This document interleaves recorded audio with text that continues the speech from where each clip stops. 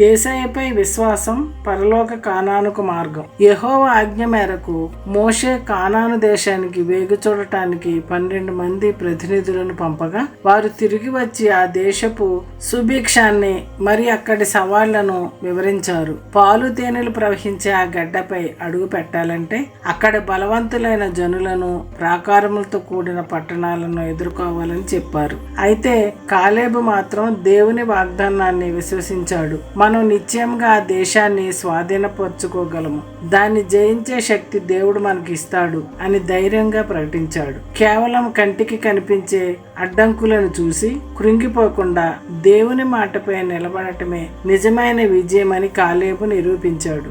ఆనాడు ఇశ్రాయేలు వాగ్దాన భూమి అయిన కనాను చేరుకోవటానికి కాలేబు చూపిన అచంచలమైన విశ్వాసం ఎంత అవసరమో నేడు మనం పరలోక రాజ్యాన్ని స్వతంత్రించుకోవడానికి క్రీస్తుపై నమ్మకం ఉంచడం అంతే ముఖ్యం. కనాను యాత్రలో అడ్డుగా నిలిచిన శత్రువుల వలె మన ఆత్మీయ ప్రయాణంలో పాపం మరియు సాతాను శక్తులు అడ్డుపడవచ్చు. కానీ వీటన్నింటినీ సిలువపై జయించి మనకు నిత్య జీవానికి మార్గం సుగమం చేసిన మహోన్నతుడు యేసయ్య.